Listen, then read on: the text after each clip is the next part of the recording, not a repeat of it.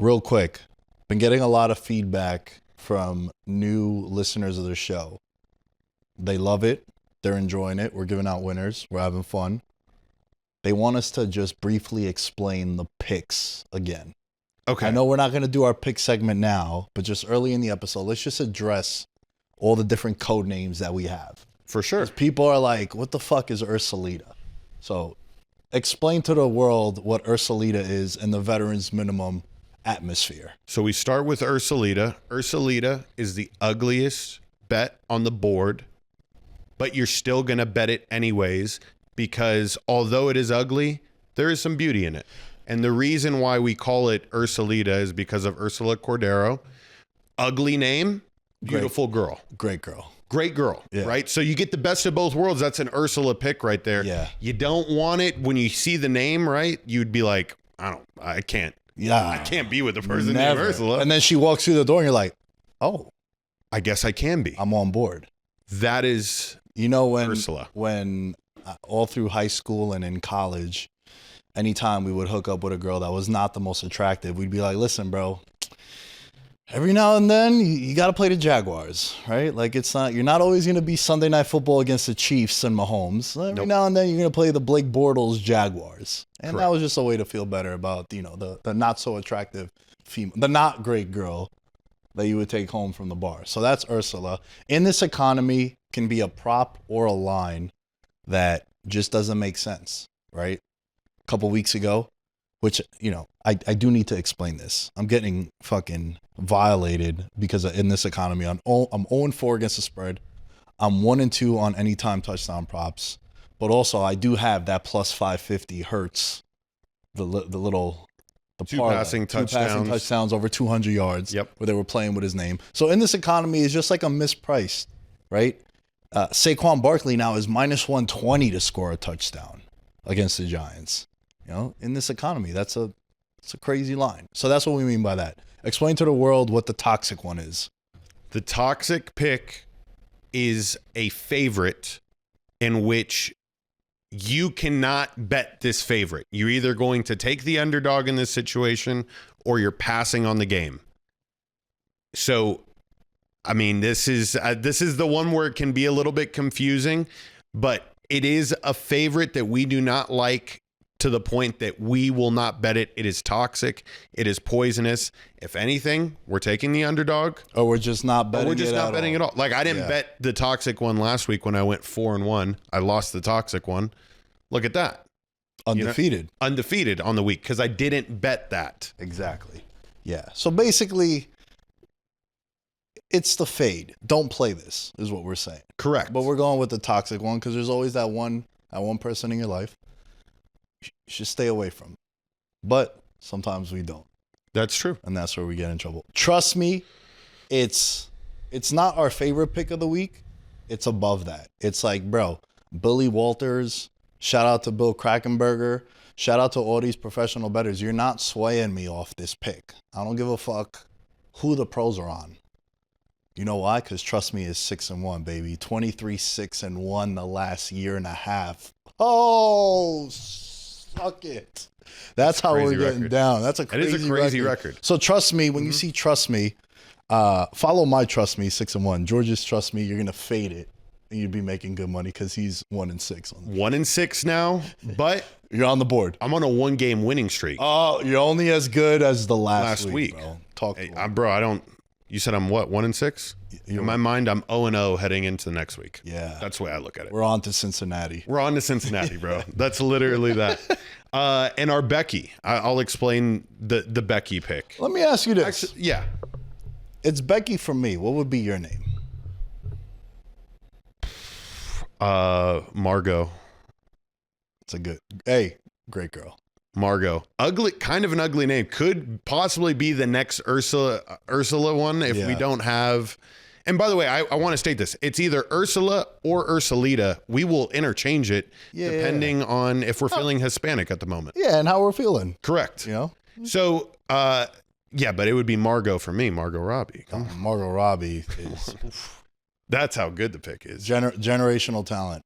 That's a real generational talent. Not all these running backs that go in the first round. We call generational talents. And yeah, Becky, because Becky G is my celebrity crush. And if I ever met her, I'm almost positive I'd make her fall in love with me. So those are the explanations of the picks. Hope you guys are enjoying it. Hope you guys are having fun like we are. George, it's week 8. Really fun segment I put this together. I was thinking about it, right? Let's start with this. I think I've asked you this before, but like, any regrets in life?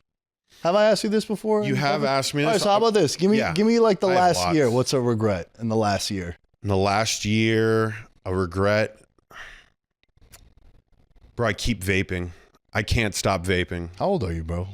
I'm 27 years old. No. I know that, but like, come on. That's what I mean. Like, yeah, but I mean, like coming from a family of smokers, I just can't stop, bro. I got the nicotine addiction. And if I was to stop, I would go to Zins. So am I really even stopping the nicotine habit? That's my biggest regret. I do feel like I'm a loser a little bit when I, at every location, rip my vape and ghost hit it. But, you know, this is the life that I'm choosing to live at this moment in time. Will I change? Yeah, I have to now because I've said it on the show. It's time to grow up. We're going to hold you accountable, sir. It's time to grow up, but I will never stop smoking weed. Okay? I will never stop smiling weed. Hey, that's how I feel about gambling and drinking. I'll be honest. And I don't even drink that crazy, right? Like I might drink now at this point like once a month, but I get fucking hammered, bro. And it's only beer. And I don't drive. I'm not a piece of shit. Though I do like to gamble. I'm not a piece of shit. And like it's IPAs like a hipster. It's Blue Moon. Like it's like 300 calories of fucking beer. I'm taking down like 10. So much for that jujitsu and that working out I did that week. It's shot, bro. It's catastrophic. IPAs suck, by the way. Nah, there's some I have to stand on business with it. Is that like the whitest thing about me? Do you like Guinness too? John immediately just started shaking his head. Like, yeah. No, I'm not a Guinness guy. But I'm a big IPA guy, yeah. Yeah. I'm slowly becoming everything I once made fun of. And I'm drinking wine. I used to make fun of people that drink wine. I have an electric car. You got a little dog? I got a little puppy. Shout out to Darce. He's not a puppy anymore, bro. We got to stop calling him a puppy. Come on, bro. He's tiny. Isn't a puppy like the size of the dog, or is it the age? Fair enough. It's a good one, right? Fair enough. Yeah, I was a 10-8. You didn't expect Fair enough. That dog could be 14 years old, but if it's 10 pounds, that's still a puppy. That's a puppy, bro. That's a little puppy. You know what I'm saying? And what else? 3 condom betting. I've been doing a lot of that lately. I did a 6-leg minus 600 each leg. Fight doesn't go to distance plus 101. 2 of the 6 lost. No. Minus 600, yeah. And couple regrets. I will tell you this on a serious note. Okay. And I've never in my life felt as confident in a take and in a bet like I did with Barkley, Offensive Player of the Year last year. Man, I should have like taken out loans from banks and put myself in so much debt to make this wager because like, bro, it was like it was as if I would time traveled. Right? Like we put the clips out in March, April, May with the timestamps and all that shit and like just to see it happen. And it's like, are you a time traveler? I ended up winning like. Hold on, stop. Do you think you've traveled time before? You go to sleep. Some of my takes and your dreams have been money. Do you dream about outcomes of games? Yeah, I've had way too many dreams of like. Wasn't it Back to the Future where the dude had the almanac? Right? He had the sports. Yeah, he had the sport, and he had all the results. Like, bro, give me one day of that. Not even. Give me one 10 a.m. slate of just knowing the game. Fuck that. Give me the Berlin game in a couple weeks. Let me know what the outcomes are. I fucking put a 25-leg parlay to take down all these casinos. Yeah, I have thought about that way more. I've been out sometimes, bro, like in public at like bars and shit. And as I'm watching the game, I'm like, fuck, man, this $120 I've spent tonight could have been flipped in some anytime touchdown parlays or some shit. Better off doing that. Yeah, that's probably my biggest regret in the sports betting scene in recent memory. Just because of like the conviction of it, you know? Yeah. Like, how many times have you had people be like, "Oh, dude, I wouldn't have bet that," or like, "Yo, I knew that was gonna happen," after the fact? It's like, all right, cool. A lot of people feel that way and have that like epiphany after, but like not when I had it for fucking the moment he signed with the Giants. You know, like, I just wish, and I came out good on that. You came out good on that too. We went and we cashed the ticket together. You know, we put a social post on there and all that. So like I won a good amount of money, but I should have won more. Biggest regret for me, sports betting wise, this past year, and I told myself I was going to do it starting at the beginning of the year. Scotty Scheffler every single week to be top 10. It would have made me crazy money. But even like so I don't bet golf. So like what's like the market of that for him? Bro, for a 4-day tournament, he was winning so often that he was like maybe like plus 150, plus 200. So like if you had to pick him as a winner, then that's so for him to finish top 10 would probably what, like minus 400s? Correct, right? Like, but I mean that's just something that in my head I was like, just do it and roll it over. Like it's going to inevitably happen if he's in the tournament. Yeah. And he goes on a crazy run again this year. And I felt the same way about Max Verstappen in F1. That 1 year after the F1 show came out and he dominated the F1 show. Then that following year, he wins like the most races ever in F1 history. So what are we doing? Come on. We just got to keep rolling it over on this dude. Bro, F1 is a month away. Here in Vegas, they've already started with the traffic, and I actually went to the first F1 in town. Went by accident because like a friend of mine called me. She had an extra ticket and she brought me there. Dope event. If you go, it's like a one-time thing for me. But I remember Verstappen got hit with like a penalty or some shit, and I remember calling Jeremiah and I'm like, "Yo, how good is this guy?" He's like, "Dude, he's the fucking GOAT." And I'm looking at the book, and he was like plus 250 to win the race, and like going into it, he was like minus 200. I was like, all right, whatever. I was feeling good that day. I went to put $20. I put 200 because I was hammered. He ended up winning the race. Mistake. Yeah, he ended up winning the race. But yeah, that run that he went on was crazy. That was crazy. Let us know in the comments what your biggest sports regret is or life regret. You know, we got a new audience we're tapping into. George, real quick, housekeeping notes. Our week 7 contest, we had a tie. We had a tie with Phillips again and Danny. Yeah. My buddy Danny from back home. Remember, the NFL contest is free. It's in the link in the bio. If you want to just play for week 8, you could. If you want to play for week 13, you could. Just submit the picks. We're giving away $50 each week. We've given away $350 so far. Well, with this. Shout out to all the winners. If George and I win the contest, we're just going to let you guys know that you ain't shit and we're better than you. And it so almost far we're happened 0-7 this week, bro. And It so almost far- happened. And so far we're 0-7. We are struggling. We're also 0-7 on Thursday Night Football first touchdown props. Now that's hitting tomorrow. Yeah. And if you follow us on Instagram, you've been seeing every week. I've been making the reaction videos, which I'm telling you, Nick, I don't care where you're at. You're making a reaction video tomorrow. Yeah. So I didn't make one last week because They didn't have the ball. they didn't have the ball. Like I set up a reaction Correct. for them. What But I now I gotta Yeah. start posting them because people have been enjoying your misery. Oh my God, bro. Because it's so good because I have it on my iPad so you can still hear the game sound perfectly. I don't get in trouble with like showing it. Yeah. So it's mint content. Us just being losers. This week it hits though. Let's we do get it. back to positive. I almost won the contest, the Pick'em contest this week by 1. I missed it by 1. I would have been in the 3-way tie for first and dare I say I would have cold enveloped. Whoa, you would do that to the people? Oh, I'm for it. I'm for if it. I am tied for first, nobody else is winning. I'm for it. I can't be the one that picks it. I'm for All it. right, we got to roll the dice up. All right, we're gonna go evens for Danny, odds for Phillips. That's 11, my friend. We're gonna roll that again. We're going to roll it again, and we're going to edit this in post. We're gonna edit this in post. We This is are. our frozen envelope. Edit in post. All right, 3, 2, 1. Two snake eyes. Snake Wow. It would have been Dang. Alec, but instead it's Danny, yeah? Danny. Danny. Shouts to Danny. Congrats. Danny, congrats. I'm sure you're gonna text me and you want your money.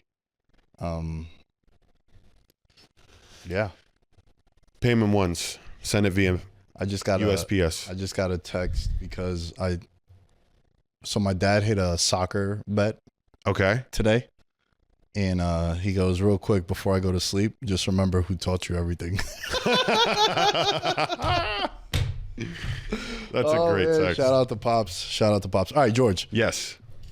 We kind of went a little bit off the rails, but controlled chaos will bring it back. Biggest regrets. This is going to be the name of the episode, and this is going to be the name of the show for this particular reason. What are the biggest regrets you think a team, a player, or ourselves have for this year? And again, it could be a take that we might have had that we regret. Mm-hmm. It could be a player. It could be a team. Got it. I'm going to start first. Go ahead. And I'm going to speak as if I'm the 49ers. All right. I think I might be regretting giving Brock Purdy that monster contract. Mac Jones is undefeated with us, and he's playing well with missing pieces. McCaffrey's having a monster year.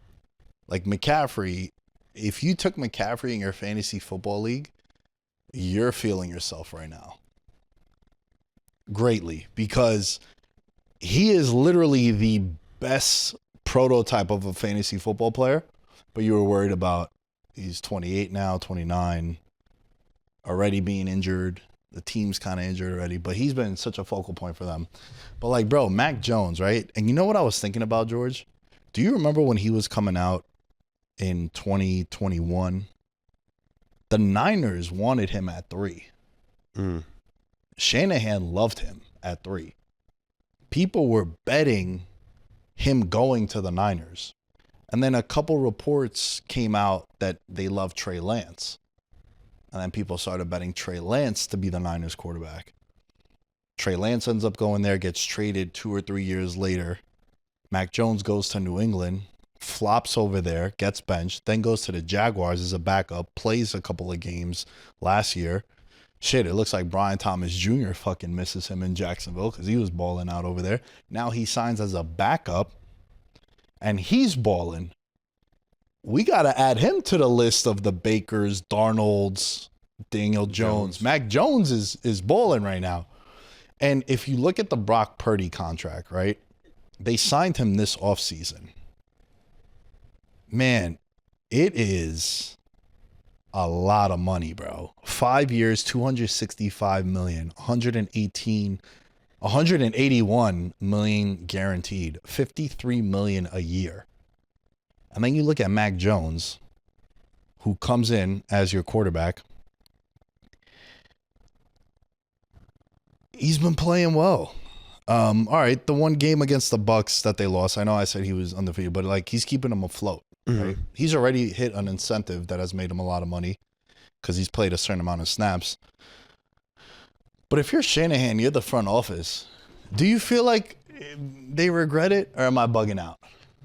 You 100% regret it because you knew the reason why those 49er teams were able to be so stacked with Brock Purdy at the helm was because of the rookie contract. Every 49ers fan was dreading the day that they would have to pay him millions, because I think every 49ers fan also knew that, yes, he is a very competent, good quarterback. Like, I'm not taking this away from Brock Purdy. He's played amazing in big-time games that has made me a believer that he is worthy of a contract similar to that. However, if you're an organization, you have to be thinking, what is the next Brock Purdy play we can make? And you eventually they had to bite the bullet. Like, they didn't pull the trigger on any quarterbacks that really pique their fancy in which they can run the system back again. They didn't want to ship him out because of the ridicule that they would receive.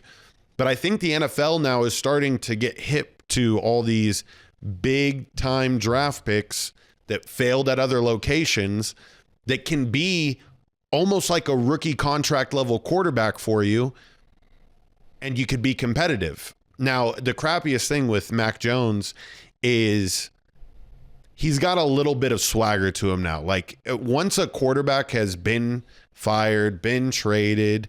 You're in the new location. You have evolved into a different person that you clearly weren't when you first came into the NFL because you were nervous.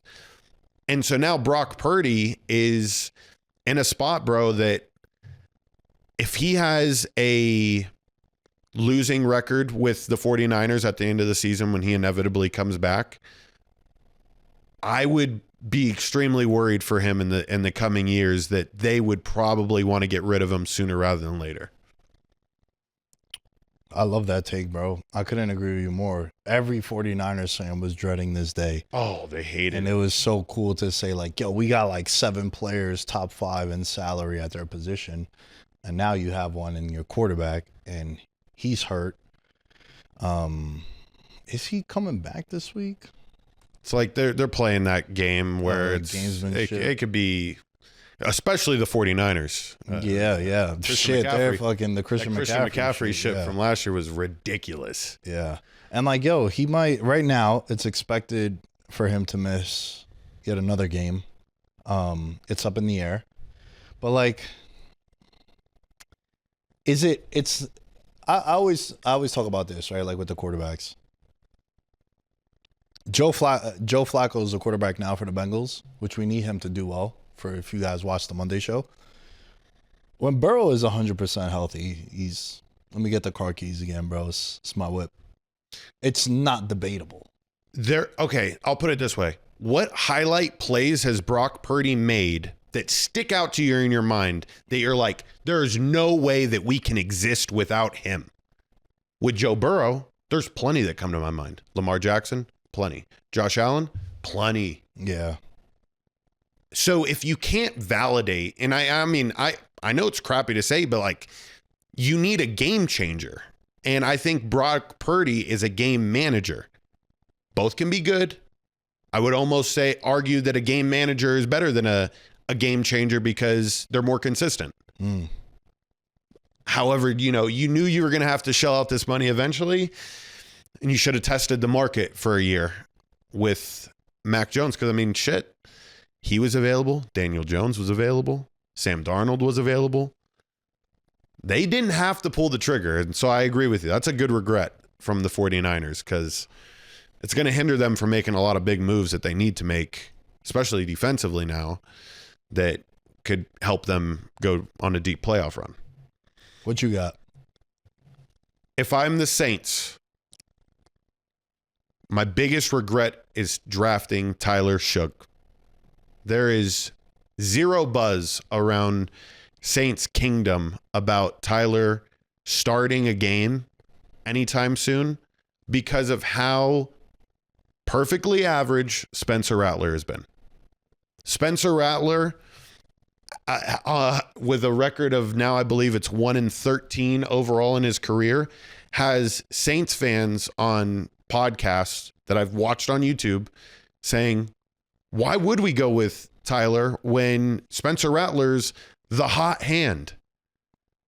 And it's like, bro, we got a problem.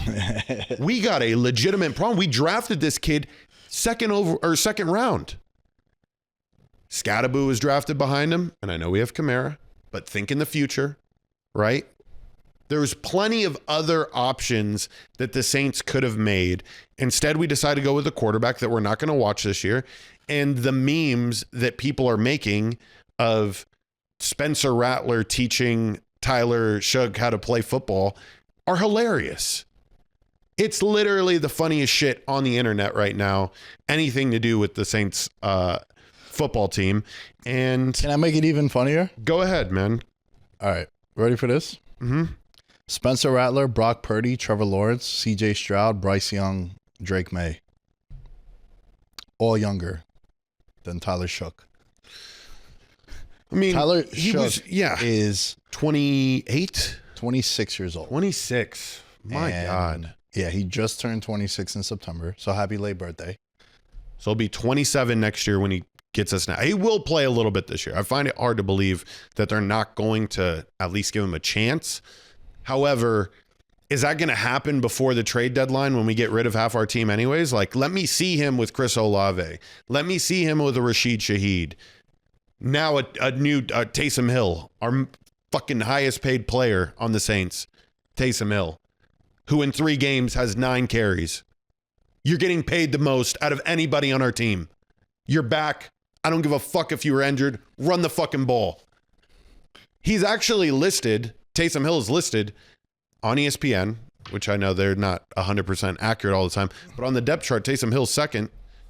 Tyler Shough is third. What the fuck? So that my biggest regret is doing that. Yeah. You have a player with 0 upside. He's a $15 million cap hit. That's crazy. Yeah. That's so wild. He's 35 years old, Taysom Hill. He robbed the Saints, bro. Yeah. He literally robbed them. Dude. But I will say this. Wow. Most impactful Saints player next to Drew Brees in Saints history. That's a crazy take. Just off the top of my head, like Jimmy Graham, Michael Thomas before he went crazy. Think about all the different things that Taysom Hill, Taysom Hill in a single year, like started at quarterback for 6 games, shifted back to running back. He's like how Tyler Warren is right now for the Colts. I mean, he was like, whatever you wanted, you could do with him. So it is warranted that he is getting paid a good amount. Should not be our most expensive player on the roster. Yeah. Well, you just mentioned one of my regrets. If I'm the Chicago Bears, and I know they're getting picked on a lot, but by the way, quietest 4-game winning streak, I think, in recent NFL history. Nobody is talking about them. We're going to get to them. Oh, are we going to get to them in a little bit? But they drafted Colston Loveland over Tyler Warren. They took him 10th overall. Warren fell 4 spots later. And like, bro, the first drive for the Colts this year, because they were playing the Dolphins, and I remember I took the Colts. So I had that game on the monitor. It was in my 4-box on the YouTube TV. Caught like 3 passes in the first drive. Colston Loveland has done nothing this year.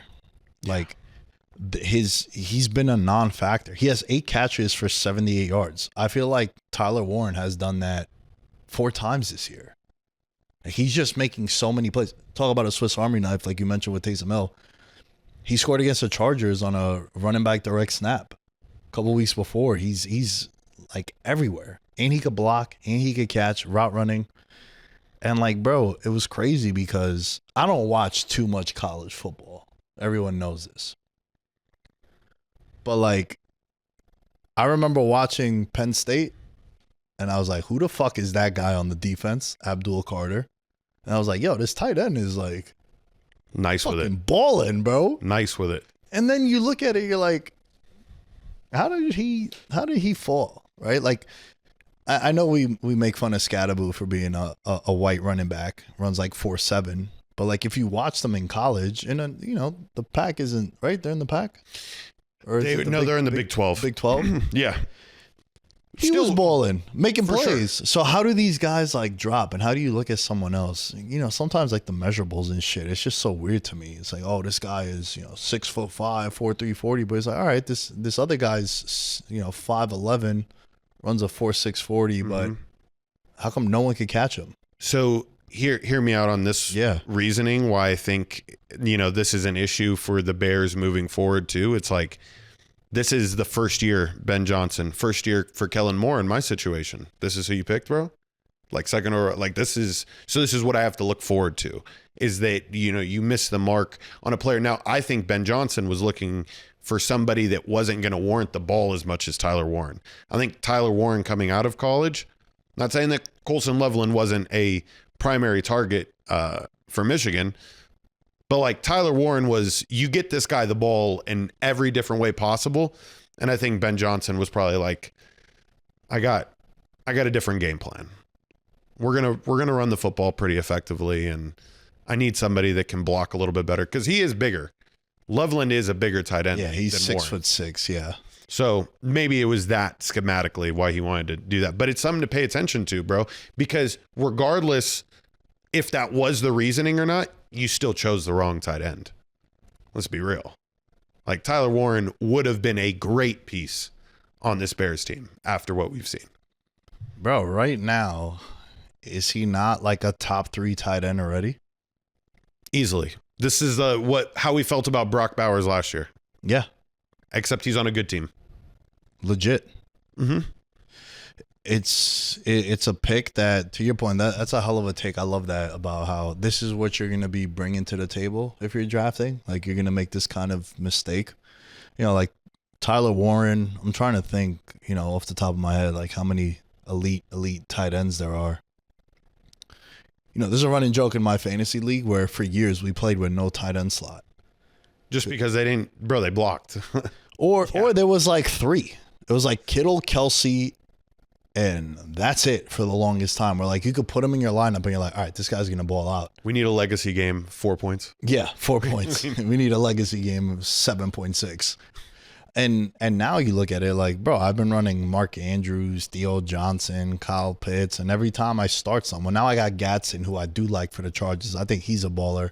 My friend, 6th-round draft pick, by the way. Yeah, my friend Boss, who I used to do Veterans Minimum with, shouts to him. He's a Syracuse fan. He went to Syracuse. He's like, yo, everyone used to call me crazy, but like I thought he was the best tight end in college. I was like, yeah, that's kind of crazy. But now you see him. Dude's balling out. That's a big piece that the Chargers have added now. Yep. You know, you got Keenan, McConkey. If they could get the running game going when Hampton comes back, you got Quinton Johnston on the outside too. So, like, you know, the tight end position is really, really important. But when you miss on one, bro, that high, it's like catastrophic. Yeah. It's really bad. Like, think about it. Like, Giants missed on Evan Ingram. Now, so far through 7 weeks, Bears missed on Loveland. Tyler Warren hit. You know, like Kyle Pitts is still a project 5 years into the league. So I think that I regret, if I'm the Bears, I regret passing up on this dude.